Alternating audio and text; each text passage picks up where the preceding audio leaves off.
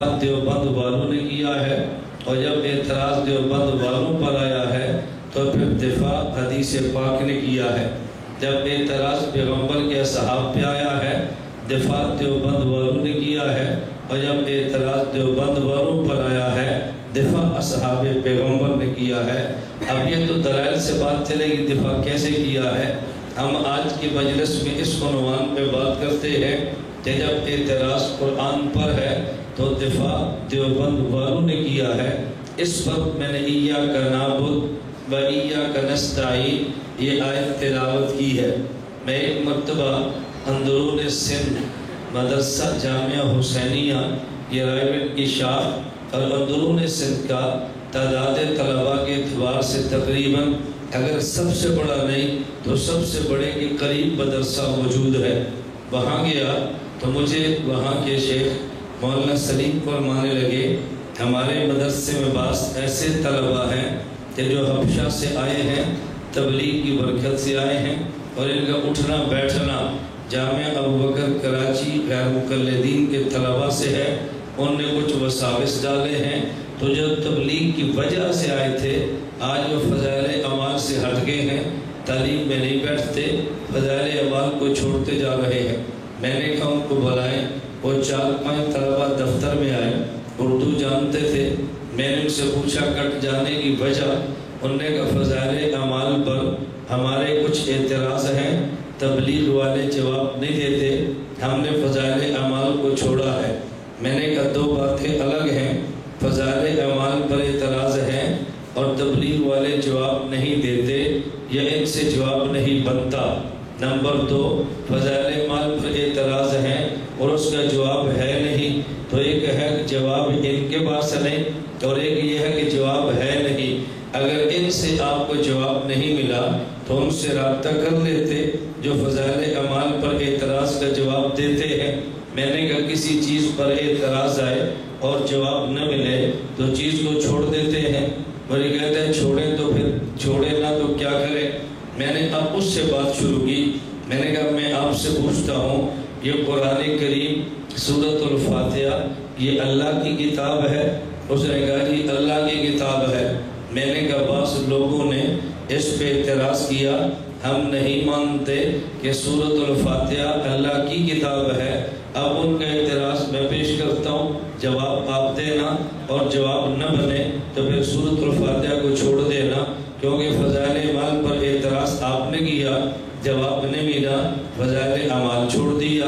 اعتراض میں کر دیتا ہوں، جواب نہ ملے تو چھوڑ دینا۔ اور یہ کہنے لگا اس پر بھی اعتراض ہے۔ میں نے کہا مجھے نہیں ہے کسی اور کو ہے، میں ان کے اعتراض پیش کرنے لگا ہوں۔ اب توجہ رکھنا، میں ایک پہلے مسئلہ پیش کرتا ہوں، پھر اس پر آپ کو بات اعتراض سمجھ آئے گا۔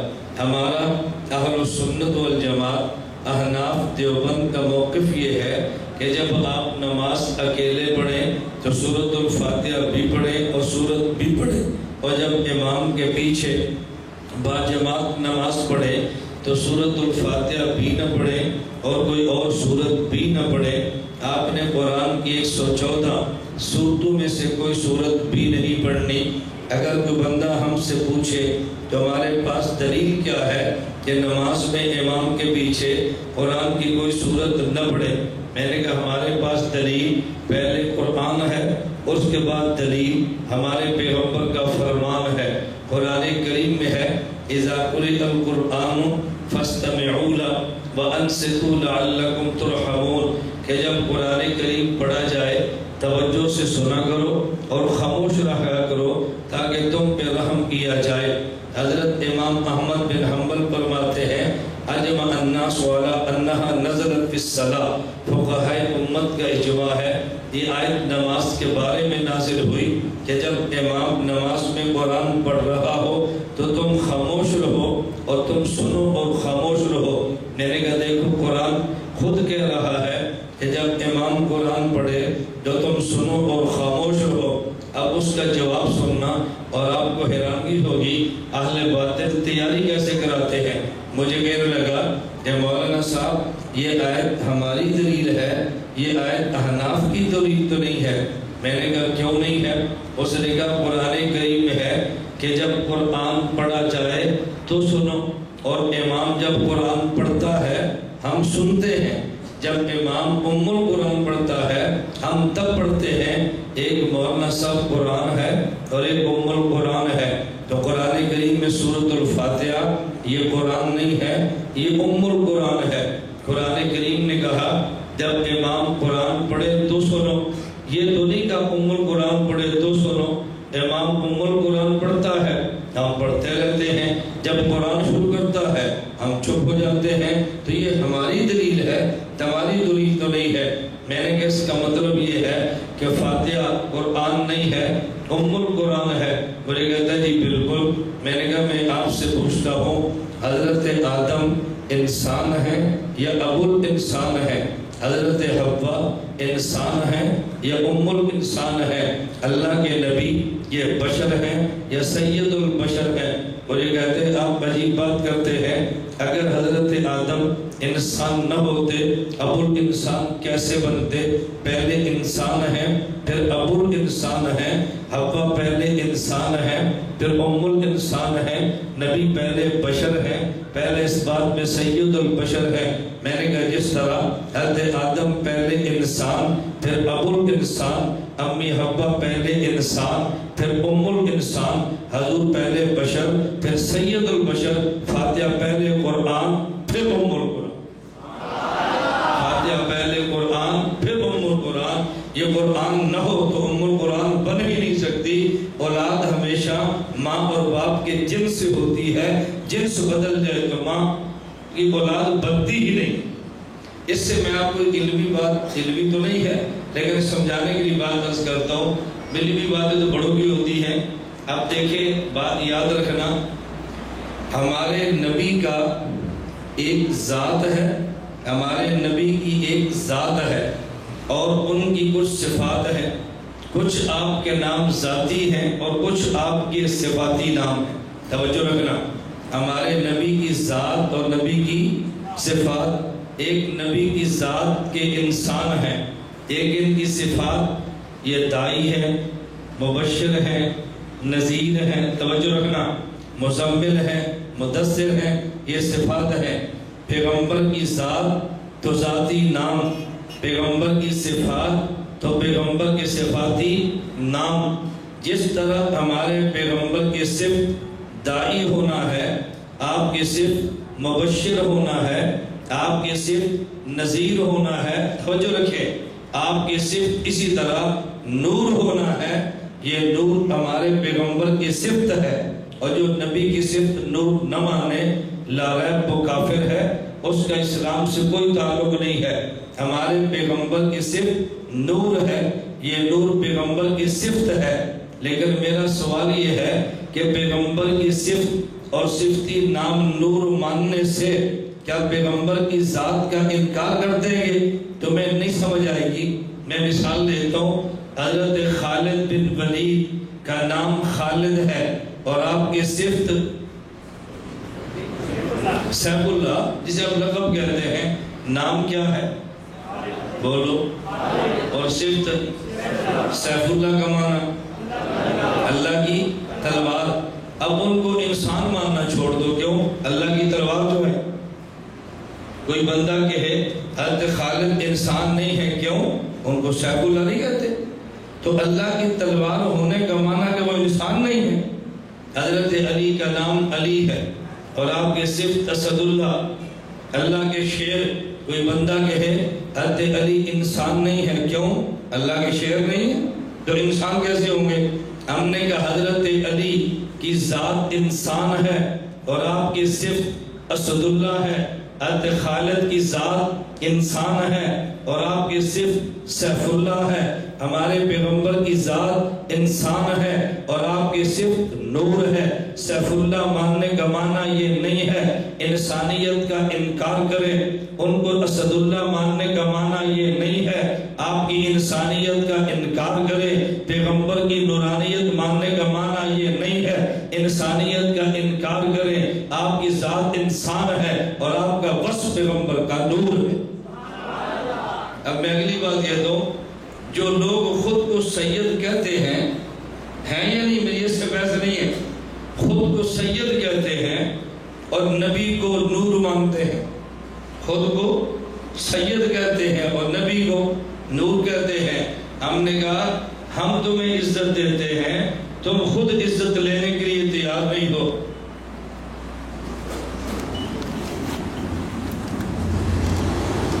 ہم تمہیں عزت دیتے ہیں، تم خود عزت لینے کے لیے تیار نہیں ہو۔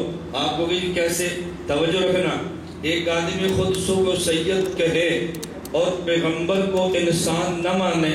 ادھر دیکھیں نا، خود کو سید کہے، سید کا معنی میں نبی کی اولاد ہوں، لیکن حضور انسان نہیں تھے، حضور بشر نہیں تھے۔ تو کون ہے؟ بولو تو کون ہے؟ تو بشر ہے؟ جی میں بشر ہوں۔ حضور کون تھے؟ وہ بشر نہیں تھے۔ وہ بشر نہیں تھے تو بشر کیسے ہے؟ نہیں سمجھے؟ وہ باپ انسان نہیں تو بیٹا انسان کیسے ہے؟ جو جنس باپ کی ہے وہی اولاد کی ہوتی ہے۔ اولاد کی جنس الگ ہو، باپ کی الگ ہو، یہ اولاد کا فخر نہیں ہے، اولاد میں عیب ہے۔ ہم تمہیں عزت دیتے ہیں، تم عیب دار بنتے ہو۔ میری بات سمجھ آ رہی؟ کچھ بھی نہ ہو، مثلا میں کہتا ہوں میرا ابو کون تھا؟ گھومن۔ میں کون ہوں؟ گوندل۔ تم کو یاد تو جی بات بھی ہے، تیرے ابے دی قوم ہو رہے، تیری قوم ہو رہے۔ بھائی اولاد کا فخر یہ ہے کہ جو جنس باپ کی ہے وہی اولاد کی ہو۔ اولاد کی جنس الگ ہے، باپ کی الگ ہے، یہ اولاد کے اندر عیب ہے یا فخر ہے؟ تو جو خود کو نبی کی اولاد کہتا ہے اور خود کو بشر کہتا ہے اس کو ماننا پڑے گا۔ پیغمبر کی صفت نور تھی لیکن حضور کی ذات بشر تھی۔ نبی کی ذات بشر نہ مانے، خود کو بشر مانے، اس کا معنی اس نے مان لیا ہے میں جن کی اولاد ہوں ان کی ذات الگ ہے، میری الگ ہے۔ تو تیرے جد امجد تو نور ہے، تو بشر ہے، تو پھر تیرا نسل کہاں ملے گی؟ نہیں سمجھے؟ پھر کہاں جانا پڑے گا؟ میں فتویٰ نہیں دیتا اور شخص زبان استعمال نہیں کرتا، میں اس لیے کہتا ہوں ہم سادات کی عظمت کے قائل ہیں، اور اگر تم انسان ہو تو تمہاری عظمت اسی میں ہے، اپنے نانا ابو کو انسان مانتے رہنا، وگرنہ تمہاری عظمت نہیں ہوگی، تمہارے اندر عیب پیدا ہو جائے۔ خیر میں سمجھا یہ رہا تھا کہ فاتحہ پہلے، قرآن اور پھر، اور یہ عقلی دلیل نہیں ہے۔ ہم دیوبند والے قرآن بھی پڑھتے ہیں، ہم دیوبند والے پیغمبر کا فرمان بھی پڑھتے ہیں۔ میں آپ سے پوچھتا ہوں، آپ سے مراد ان سے، میں نے کہا میں آپ سے پوچھتا ہوں، آپ فاتحہ کو قرآن ام القرآن کہتے ہیں تو تمہارے پاس دلیل قرآن کی آیت ہے؟ اللہ نے قرآن میں فاتحہ کو، پتر میری گل سن، میں غصے نہیں ہوتا، میں سمجھاتا اس لیے ہوں، میری بات سنے گی نہیں تو سمجھ کیسے آئے گی؟ پھر آپ نے کہنا شاہ جی کیڑا مولوی بلایا، گالی نہیں سمجھا سکتا، قصور پھر بھی ساڑھا، گپا تسی مارو قصور ساڑھا، مولوی گل نہیں سمجھا سکتا۔ میں مثال کے طور پہ کہتا ہوں، سرگودا سے مولوی چلا، جانا تھا مظفر آباد، سفر لمبا تھا، اب پیر ودئی اڈے پہ اترا، لمبا سفر کیا، آگے پھر سفر پہ جانا تھا۔ اس نے کنڈکٹر سے کہا کہ آپ ٹیوٹے کی جو فرنٹ سیٹ ہے وہ 2 کے میں کرایہ دیتا ہوں، مجھے دے دو، 2 کا کرایہ دیتا ہوں۔ اس نے کہا جی مولانا صاحب کی گاڑی تیار ہے، اس کی سیٹیں ہو گئی ہیں۔ انہوں نے کہا پچھلی گاڑی کی دے دو۔ مولانا صاحب نے آدھا گھنٹہ انتظار کیا، پچھلے ٹیوٹے کی فرنٹ سیٹ لے لی اور 2 کا کرایہ دے دیا۔ اگلا ٹیوٹا چلا گیا، پچھلے میں سواری آدھی ہو گئی، اب ایک خاتون آ گئی اور کنڈکٹر سے کہتی ہے کہ لیڈیز سیٹ مجھے دو۔ لیڈیز سیٹ کا معنی کہ ڈرائیور کے ساتھ میں نے بیٹھ لیں، بس یہ ہے لیڈیز کا معنی کہ میں نے ڈرائیور کے ساتھ بیٹھ لیں، لیڈیز سیٹ مجھے دو۔ کنڈکٹر نے کہا کہ باجی ہمیں تو اعتراض نہیں ہے، لیکن یہ سیٹ مولانا صاحب 2 سیٹوں کا کرایہ دے کر اپنے لے کر بیٹھ چکے ہیں، خرید چکے ہیں، آپ ان سے بات کر لو۔ اس خاتون نے کہا مولانا صاحب یہ سیٹ مجھے دے دیں۔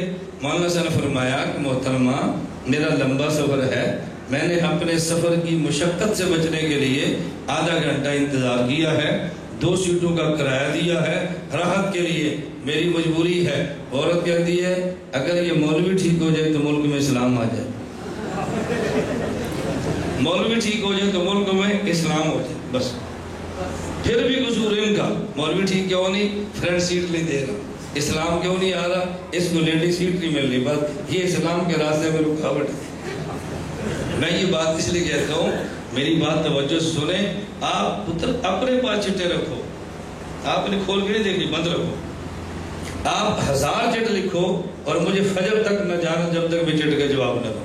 لکھو، شوق پورا کرو، تم بھی کرو، میں بھی شوق پورا کروں، تم اپنا علم دیکھو تو میرا علم بھی دیکھو، لیکن جب چٹ دو گے نا، یہ ذہن میں رکھنا، جو لہجہ تمہاری چٹ کا ہوگا وہ لہجہ میرے جواب کا ہوگا۔ تم اپنے دماغ سے نکال دو کہ تمہاری چٹ گرم ہو اور میں جواب نرم دوں، ہمارے کاغذوں میں یہ نہیں ہے۔ جواب نرم لینا ہے، چٹ نرم لکھنا، یہ ذہن میں رکھ لو۔ چٹ گرم آئی نا، میں جواب نرم کبھی نہیں دوں گا۔ میں بہت سے علاقوں میں جاتا ہوں، لوگ کہتے ہیں مولانا عمر صاحب کو نہ بولو، فساد ہوتا ہے۔ میرے بیان سے فساد نہیں ہوتا، تمہاری چٹوں سے فساد ہوتا ہے۔ تم چھیڑ چھاڑ کرتے ہو، پھر بعد میں کہتے ہو پنڈی میں یہ مسئلہ نہیں چھیڑنا چاہیے تھا، تمہاری چٹ آ گئی تو میں نے نہیں چھوڑنا، اور چٹ نہ آئی تو پھر میں مسئلے نہیں چھیڑتا۔ میری گل سمجھ آئی؟ تو جو میں سمجھا رہا ہوں تو میں بہت اچھی طرح سمجھ آ رہی ہے۔ اور یہ تو پنڈی میں نہیں چھیڑنا چاہیے، تو یہ اٹک میں نہیں چھیڑنا چاہیے، فلاں جگہ نہیں چھیڑنا چاہیے، مسئلے دی بھی قسم نے، یہ مسئلہ اتنے بیان کرو، اتنے بیان نہ کرو۔ میں نہ تم سے ڈرتا ہوں، نہ اللہ نے ہماری چمڑی میں ڈر رکھا۔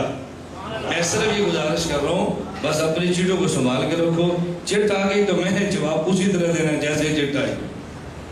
اللہ میں بات سمجھنے کی توفیق عطا فرمائے۔ آپ کا پہلا جلسہ ہے، میرا فجر کے بعد یہ چوتھا جلسہ ہے۔ میں صبح 4:30 بجے پلندری سے چل رہا ہوں۔ میں نے ادارہ علوم اسلامیہ بیان کیا ہے، پھر اس کے بعد مری بیان کیا ہے، پھر وہ پیر بدائی پیچھے موڑ پر بیان کیا ہے۔ یہ میرا چوتھا جلسہ ہے۔ تم نے سونا ہے اور میں نے 3 گھنٹے اپنی گاڑی پہ سفر کرنا ہے۔ کوئی تھکاوٹ کی بھی حد ہوتی ہے نا۔ میں اس طرح پروگرام رکھتا نہیں ہو، لیکن میری عادت ہے میں سادات کے احترام بھی کرتا ہوں۔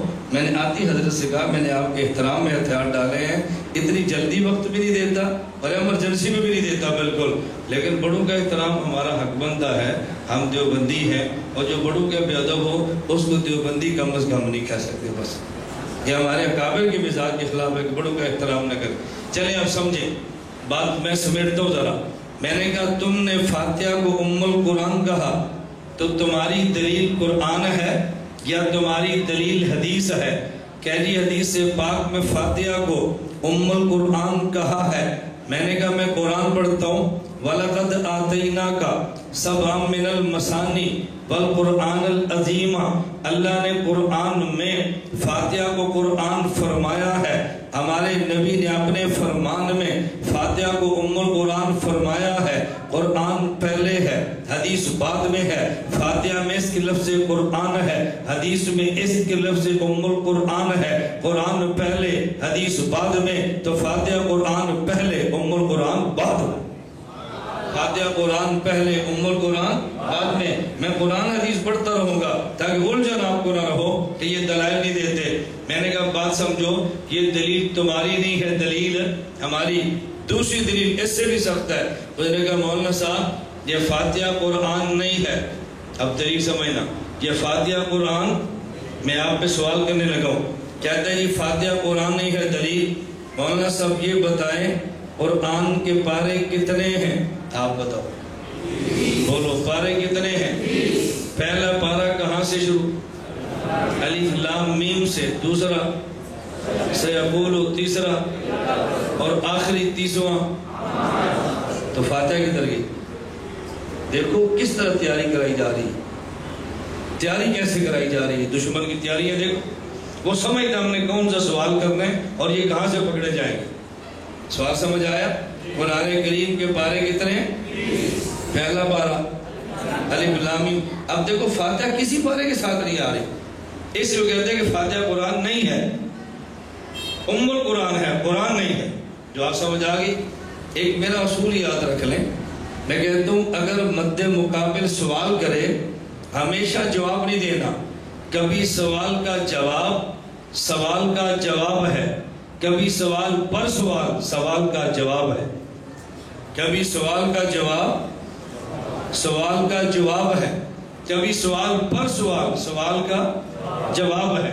میں طلبہ سے کہتا ہوں یہ کہاں لکھا ہے؟ آپ کتاب پڑھتے ہیں، اس سوال کے 2 جواب ہیں، ایک تحقیقی ایک الزامی۔ یہ تحقیقی الزامی کا ترجمہ ہے، کبھی سوال کا جواب سوال کا جواب ہے، اور کبھی سوال پر سوال، سوال کا جواب ہے۔ میں اس اصول کو سمجھانے کے لیے مثال دیتا ہوں۔ مجھے ایک آدمی نے فون کیا اور کہا جی میرے ساتھ 4 غیر مقلد اسکول ماسٹر کھڑے ہیں اور ان کا ایک سوال ہے۔ میں نے کہا کون سا؟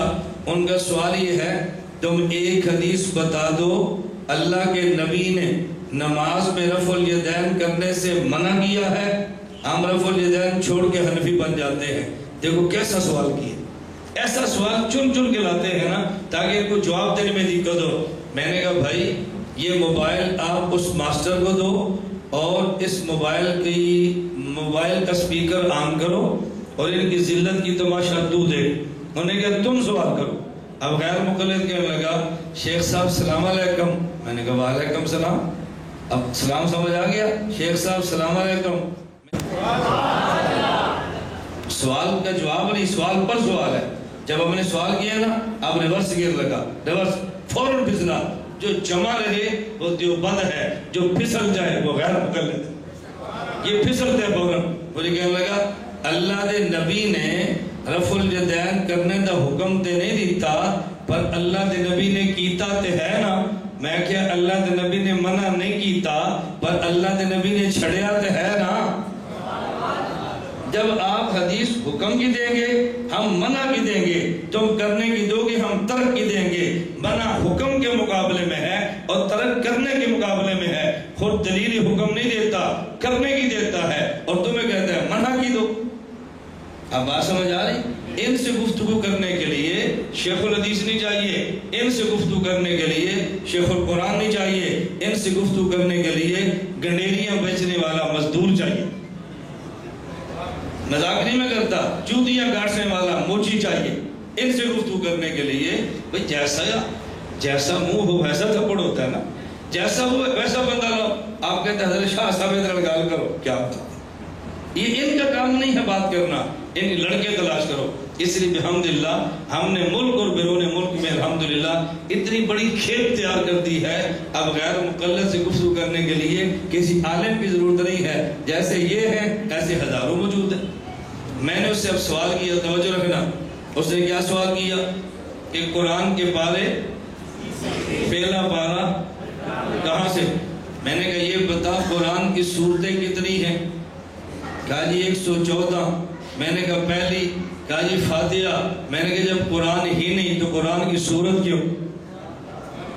جب قرآن ہی نہیں قرآن کی، وہ جڑا سوال میں کیتا سی تو میں کہا جڑا میں کیتا ہے۔ ہم ہمیشہ سوالوں کے جواب دیتے ہیں، جواب نہ دو، سوال کرو، سوال کرو۔ جو قوم اقدام نہیں کر سکتی وہ قوم دفاع نہیں کر سکتی۔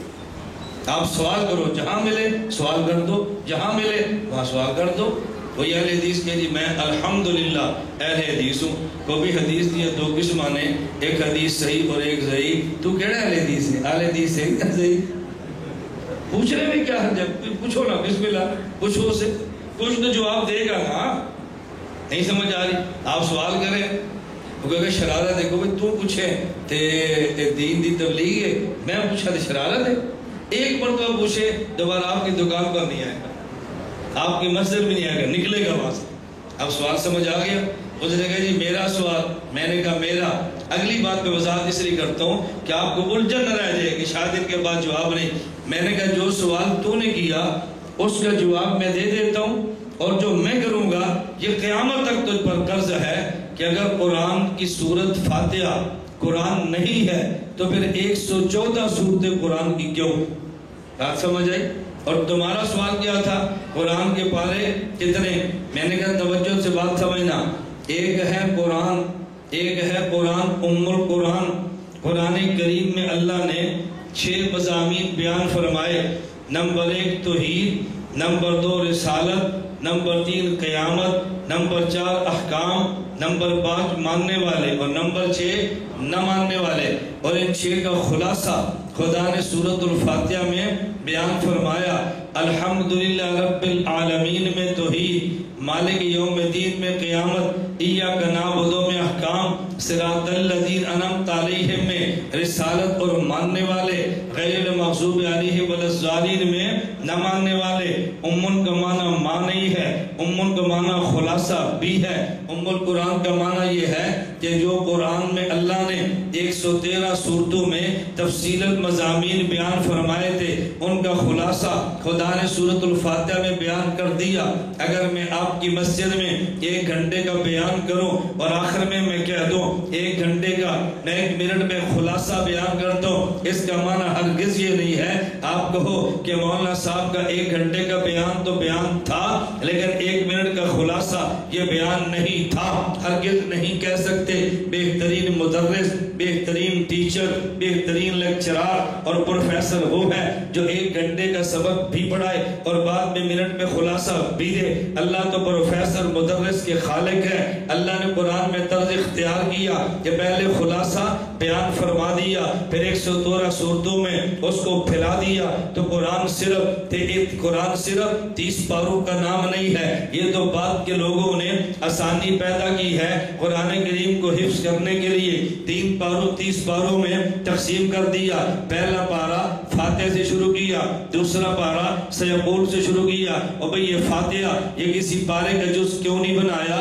اس کی وجہ یہ ہے کہ ایک نماز ایسی ہے جس میں آپ نے پورا قرآن پڑھنا ہے، اس نماز کا نام تراویح ہے۔ جب آپ تراویح میں قرآن پڑھو گے ہر رکعت میں فاتحہ 7 سورت، فاتحہ 7 سورت، فاتحہ 7 سورت۔ اس کا معنی یہ ہے البقرہ کا تعلق 2.5 پاروں سے ہے، آل عمران کا تعلق کچھ پاروں سے ہے، لیکن سورت فاتحہ کا تعلق یہ صرف 1-2 پارے سے نہیں بلکہ 113 سورتوں سے ہے۔ تو سورت فاتحہ کو الگ اس لیے نہیں رکھا یہ قرآن کا حصہ نہیں ہے، بلکہ الگ اس لیے رکھا کہ جب نماز پڑھی جائے گی تو فاتحہ اور سورت، فاتحہ اور سورت، فاتحہ اور سورت، نوازار المبارک آپ جب پڑھیں گے تراویح میں تو 113 صورتیں آپ نے یہ پورے مہینے میں پڑھنی ہے، اور سورت الفاتحہ ہر رکعت میں ہر روز پڑھنی ہے۔ تو فاتحہ کا تعلق 2.5 پاروں سے نہیں ہے، ہر سورت سے ہے۔ یہ خلاصہ تھا، الگ رکھا، 30 پارے الگ رکھے۔ اس کا معنی یہ نہیں تھا فاتحہ قرآن نہیں ہے۔ جب آپ سے سوال کیا قرآن کے پارے کتنے ہیں، ہم نے کہا 30۔ اس کا معنی یہ نہیں تھا کہ فاتحہ اس سے باہر ہے، اس کا معنی یہ تھا قرآن کریم نام ہے 30 پاروں اور فاتحہ۔ قرآن کریم نام ہے 30 پارے اور فاتحہ، اور فاتحہ الگ کیوں ہے؟ اس لیے کہ اس کا تعلق 113 سورتوں سے آنا ہے، اس کو مستقل الگ رکھ دیا ہے، ورنہ اس کا معنی ہرگز یہ نہیں ہے کہ فاتحہ قرآن سے الگ ہے۔ میری گزارش سمجھ آئی؟ تو میں پہلے یہ کہہ رہا تھا جب انہوں نے اعتراض کیا کہ جی اذا قرئ القرآن، یہ فاتحہ قرآن نہیں ام القرآن ہے، تو جواب کس نے دیا؟ ہم دے رہے ہیں نا، جواب کس نے دیا؟ اور بولو نا کس نے دیا؟ مجبوری تمہاری ہے، ان 2 آیت کے دنوں میں سبق دیا جا رہا ہے، دیوبندی مت کہو، دیوبندی مت کہو، دیوبندی مت کہو۔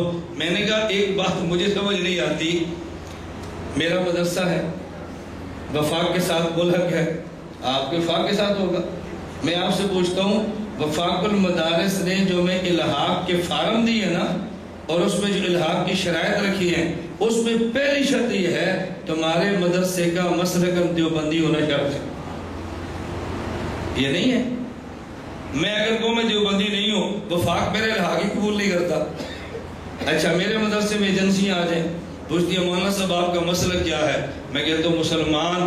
کہتے ہیں یار دھوکہ نہ تو جھوٹ نہ بولو، سیدھی سیدھی گال کرو۔ میں نے کہا سیدھی سیدھی گال ہے مسلمان؟ کہتے ہیں نہیں دیوبندی ہو، بریلوی اہل حدیث ہو۔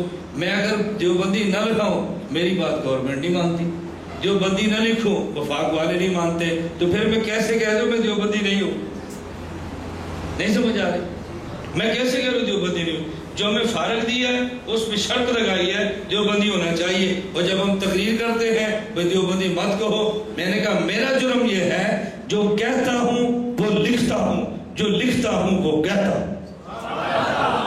ہم نہیں ڈرتے دنیا میں کسی سے، جو کہتے ہیں وہ لکھتے ہیں، اور جو لکھتے ہیں وہ کہتے ہیں۔ میں خود کو دیوبندی لکھتا بھی ہوں، کہتا بھی ہوں، اور میں اس پہ فخر سمجھتا ہوں، مجھے کوئی اس پہ عیب نہیں، میں فخر سمجھتا ہوں۔ پوری دنیا ہمیں چھوڑ دے، ہم اپنی دنیا خود بسا لیں گے، لیکن ریورس گیئر کبھی نہیں لگائیں۔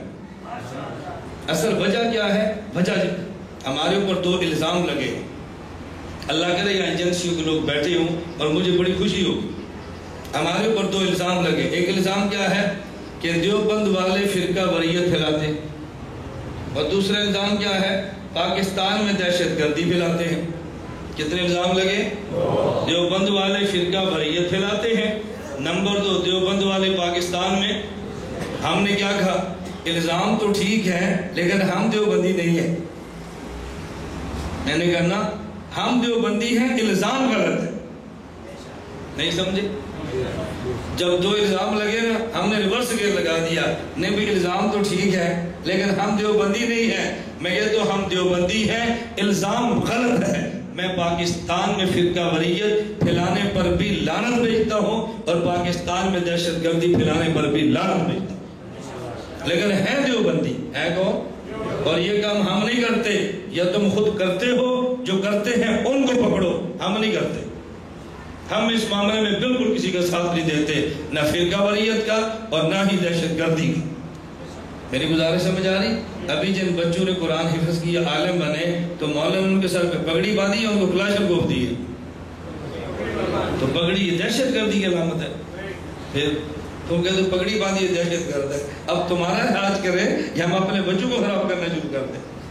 ہم الزام کو مسترد کرتے ہیں، دیوبندی ہونے سے واپس نہیں آتے.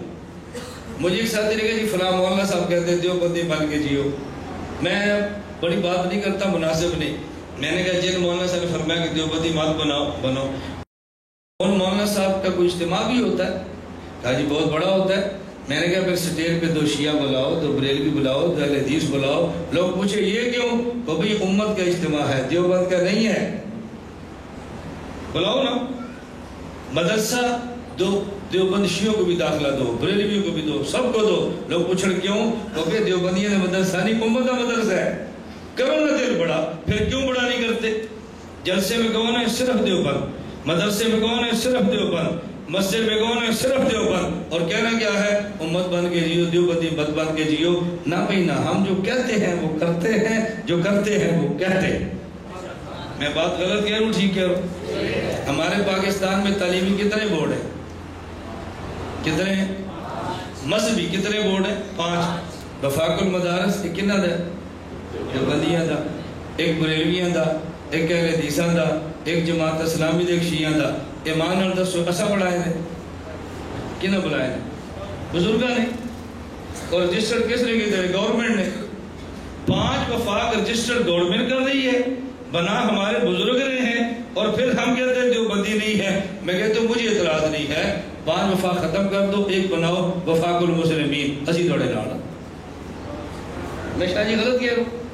وفاق المسلمین بناؤ، ہم آپ کے ساتھ ہیں. میں اگر مخالفت کروں نا آپ مجھے جوتیاں ماریں تو اپنے کابل کے مخالف ہے.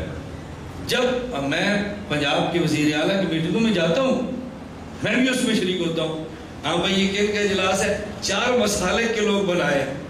کوئی ایک بزرگ نہیں کہتا میاں صاحب یہ 4 مسالے کے چھڑو، اسی سارے مسلمان ہیں بس چھڑو اس کا. اور وہاں لڑتے ہیں. آپ نے بریلوی کو سنی، ہماری کیوں نہیں سنی؟ شیعوں کی سنی، ہماری کیوں نہیں سنی؟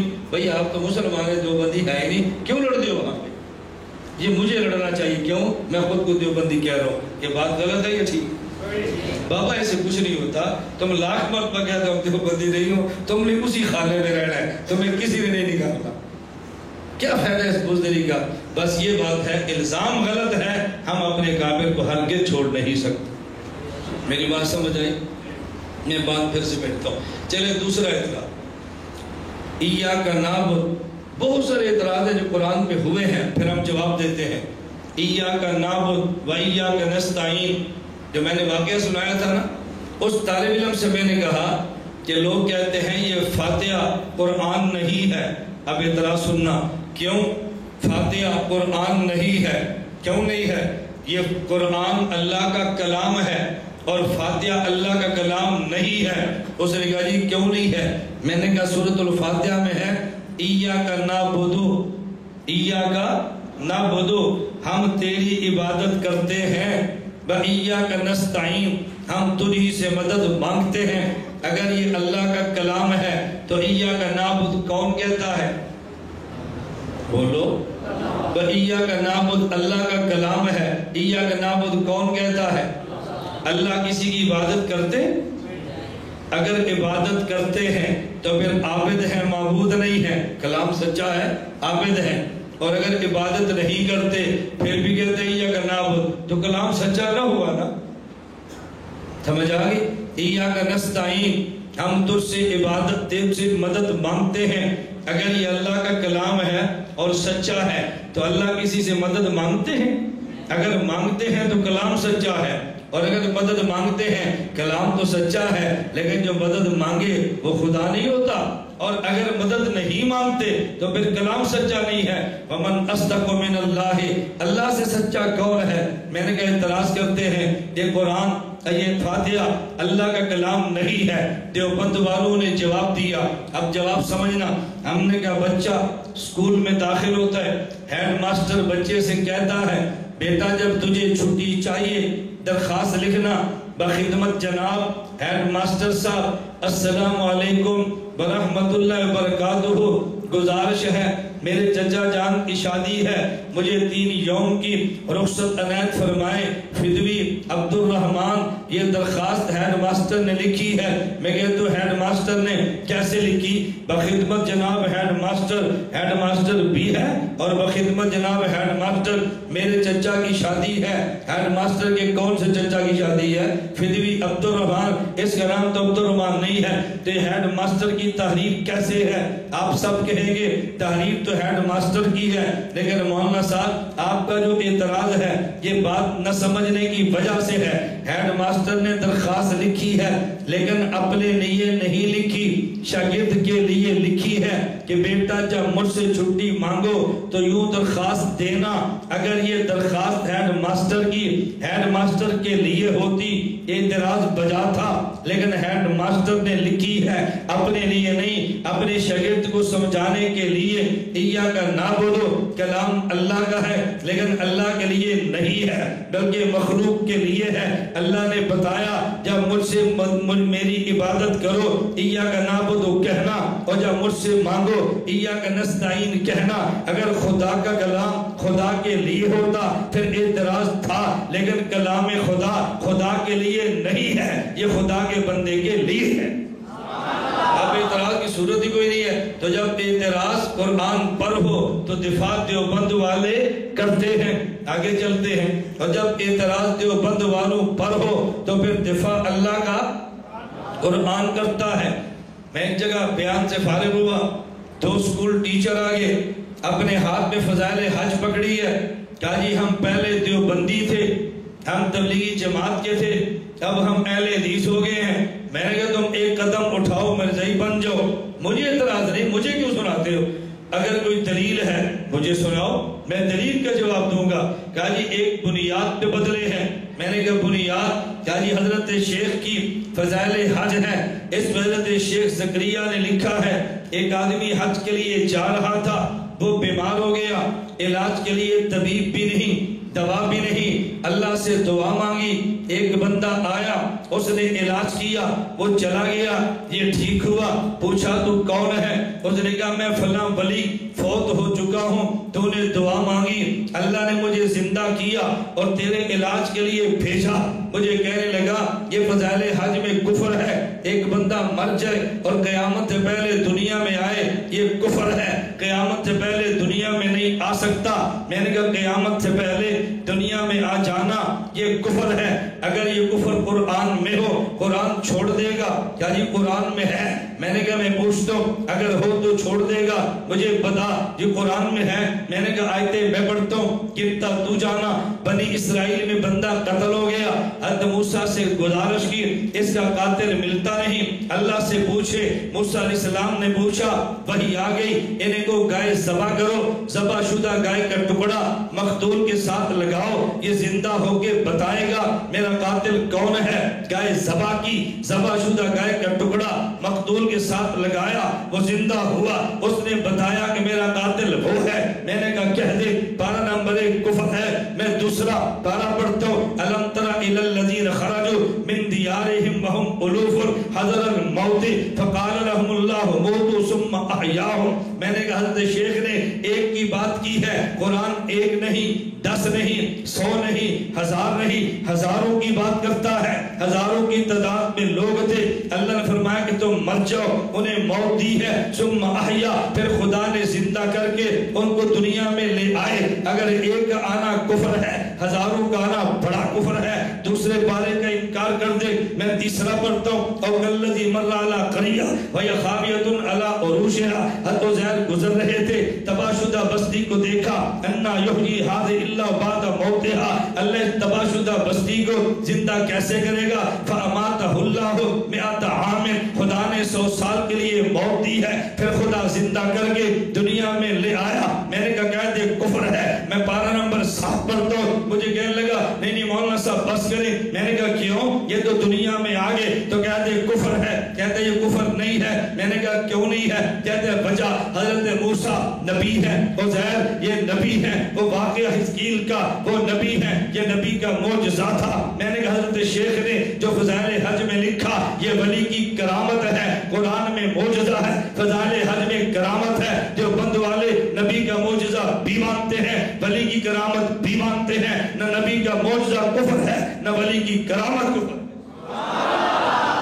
وہ بھی مانتے ہیں یہ بھی مانتے ہیں، اور تجھے کون سا اعتراض ہے؟ فضائل حج پہ پیش کر، میں سمجھا رہا ہوں۔ تو جب اعتراض دیوبند والوں پر آیا تو پھر دفاع اللہ کے قرآن نے کیا ہے۔ میں نے ہری پور بیان کیا، بیان کے بعد 3 لڑکے آئے، کتابچے اٹھائے ہیں، میری میرے ہاتھ میں کتاب ہے، نام ارواح ثلاثہ حکیم الامت تھانوی کی ہے۔ میں نے کہا میں بالکل مانتا ہوں حضرت تھانوی کی کتاب ہے، میں ان کا روحانی بیٹا ہوں، ان کا دفاع یوں کروں گا جیسے بیٹا باپ کا کرتا ہے، میں کسی دیوبند کی کتاب سے روبرداری نہیں کرتا، عبارات اکابر سے دوڑتا نہیں ہوں، جو کچھ میرے اکابر نے لکھا ان کا دفاع ہمارے ذمے ہے، ہم دلیل کے ساتھ کرتے ہیں۔ کہا جی دیکھو ارواح ثلاثہ میں حکیم الامت تھانوی لکھتے ہیں، حضرت محدث شاہ اسحاق یہ مسجد یہ دہلی کی جامع مسجد میں تھے، صبح ذکر کرتے رہے، مراقبے میں بیٹھے رہے، مسجد سے باہر نکلے، سامنے کتا بیٹھا تھا، اس کتے پہ نگاہ پڑی، وہ کتا کامل ہو گیا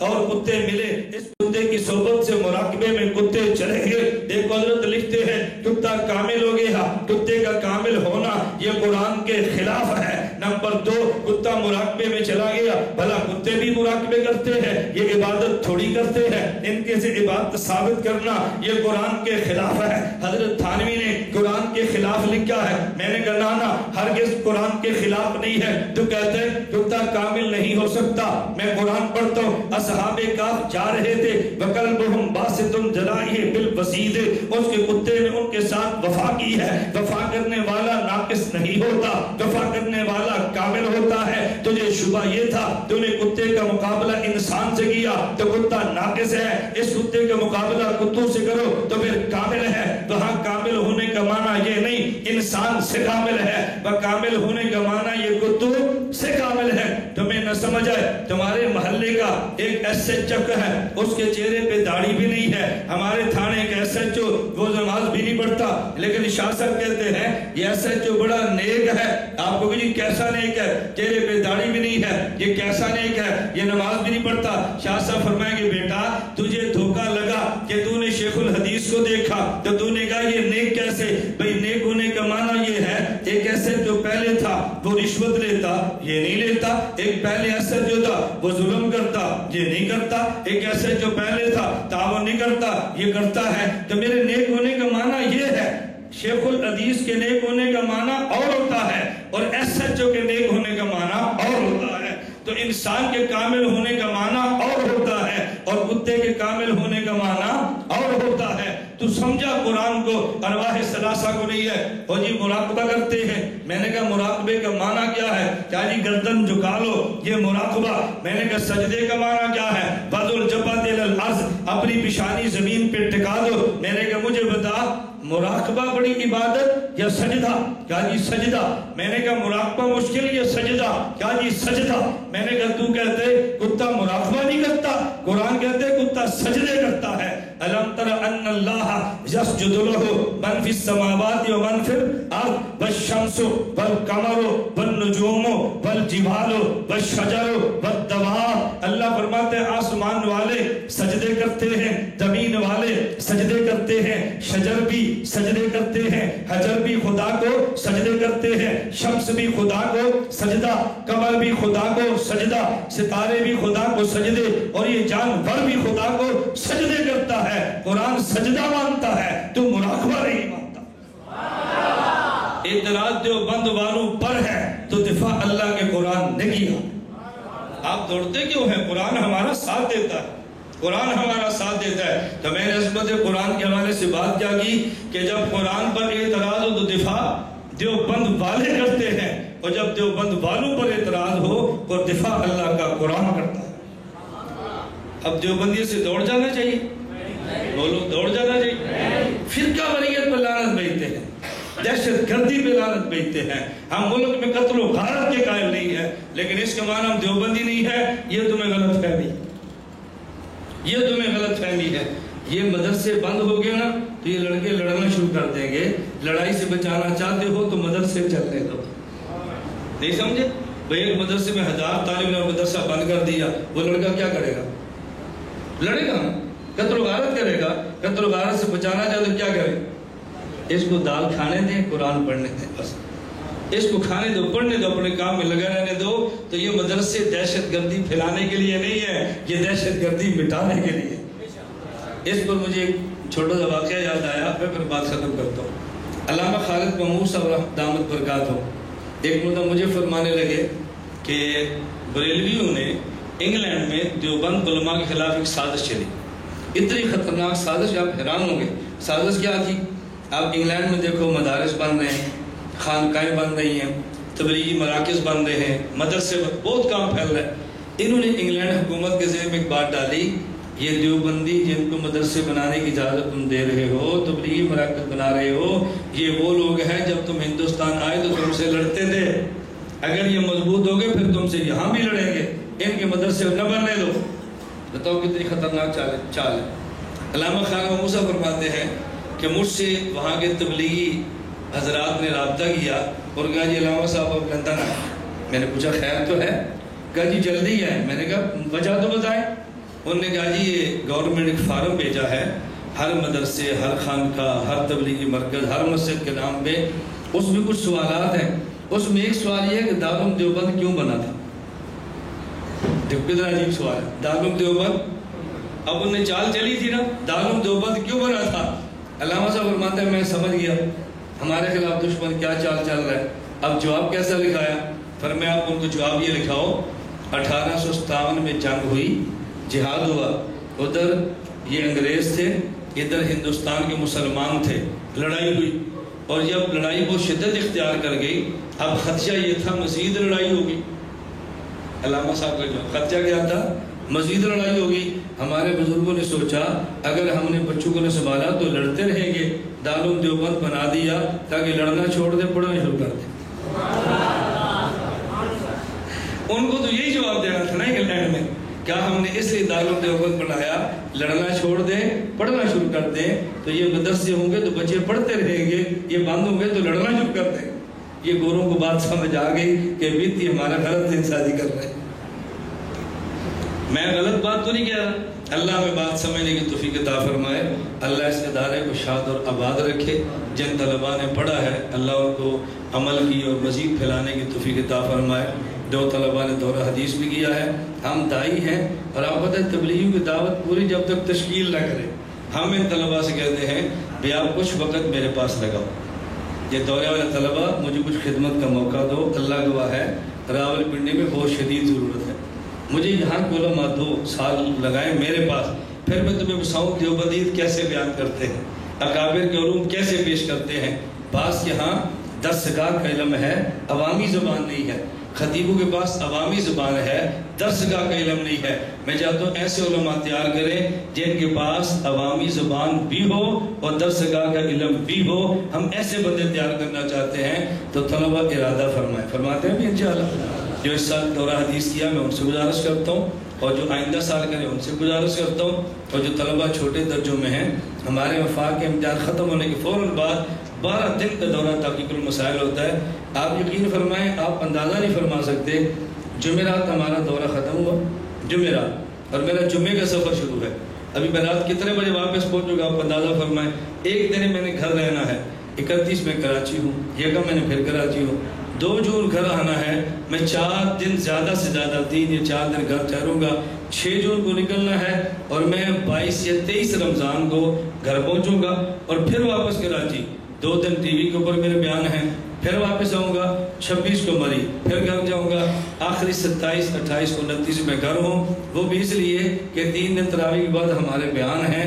اس طرح مسلسل ہم نے اپنی زندگی کو کھپایا ہے.